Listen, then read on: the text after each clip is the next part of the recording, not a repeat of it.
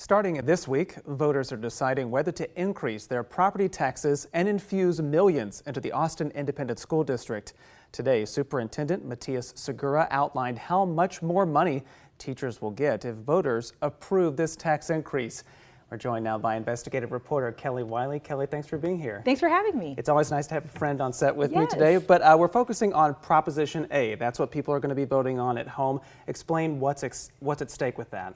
Well, really what's at stake is money for Austin ISD, but also, excuse me, and my tears on set today, my allergies. But no, what's really at stake right here is money for Austin ISD. We know that they're in a deficit, $119 million.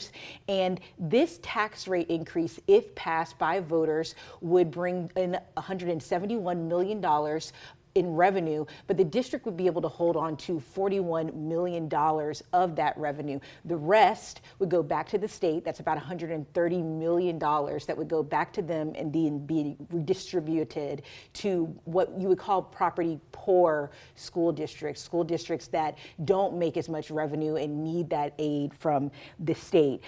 What's at risk here for Austin ISD staff and for students is really these compensation increases that they're guaranteed if Prop A passes. If Prop A passes, they'll see these salary increases as early as December on their checks. So that's one thing, but also Austin ISD says they want to put the rest of that $41 million towards reducing their deficit. And so that's what's at stake, at least for the district. Yeah, and we'll talk about that recapture piece of it in just a moment, but I want to focus really quickly on district leaders did release some projections for what raises could look like for teachers. What do they share with that? Well, it's really interesting. Basically what they've done is they've gone in and they've looked at everybody's salary by how much experience they have, and then they've looked at what would be on market for Central Texas, because they say that's who they're really losing teachers to, are districts where the cost of living is lower, but they're making perhaps more, taking home more pay. And so they've looked at that and they've basically saw how much increases based on your experience level they would have to give. Some of the highest increases that they're expecting will be teachers with 20 to 22 years of experience. They're looking at anything from a 7 to 8% increase. But then if you're looking at like a first year teacher, it's like the average projected increase is like less than 1%. Now, if this Prop A does not pass, the district is saying it's very unlikely that we'll see across the board raises for teachers. What's more likely, and what they've promised in a compensation agreement with Education Austin, is a $500 one-time payment for teachers. So that's what that looks like. Could be a big difference. A huge difference. Whichever way this goes. Additionally, 10 former Austin ISD trustees put out a letter warning people about Prop A. Talk about what their argument is.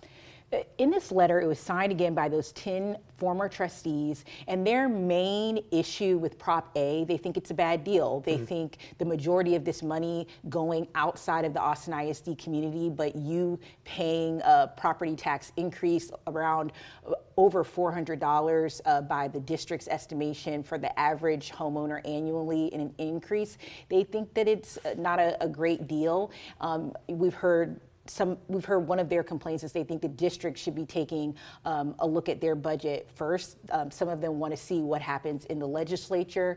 And they think that one of the points raised actually was that if an Austin teacher is a homeowner, whatever increase they get might be wiped away by the property tax increases. And they also raise issues with the health insurance plans that the teachers have. So that's kind of their main rub.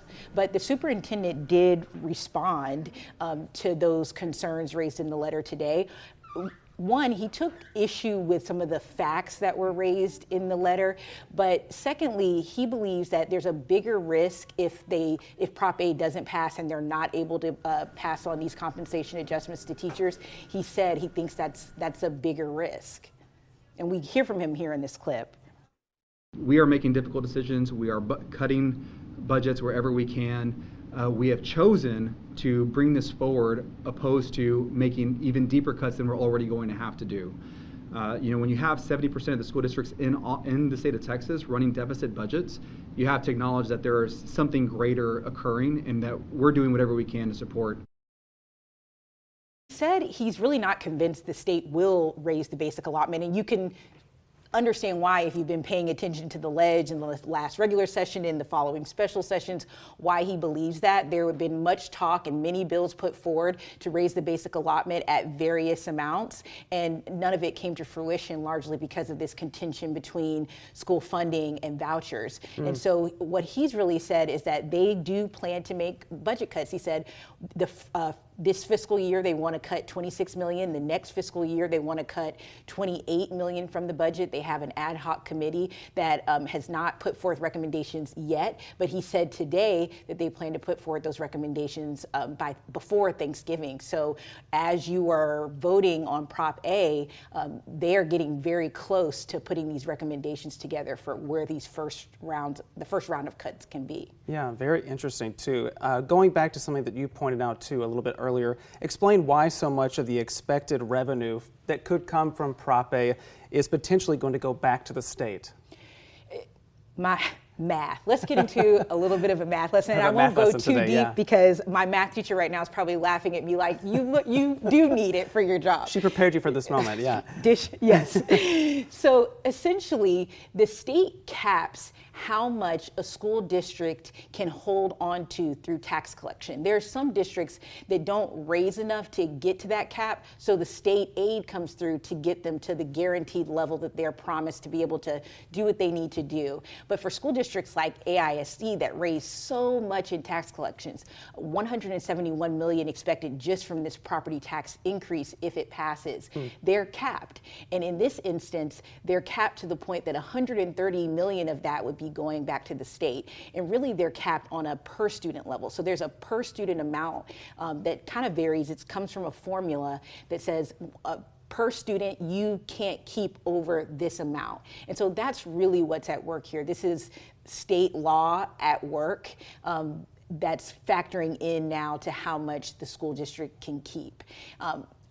I hope that makes sense to you. We have a web article where we're trying to break it down a little bit further for you. We've been going back and forth with the Texas Education Agency and other people who look at school funding, but that's essentially what's happening here. And we've heard AISD trustees raise issue before with recapture and how it works. But what the district at least is saying is that this would be, the amount of money per student we can hold on to would increase with Prop A. What would also increase is the amount the state will be paid back.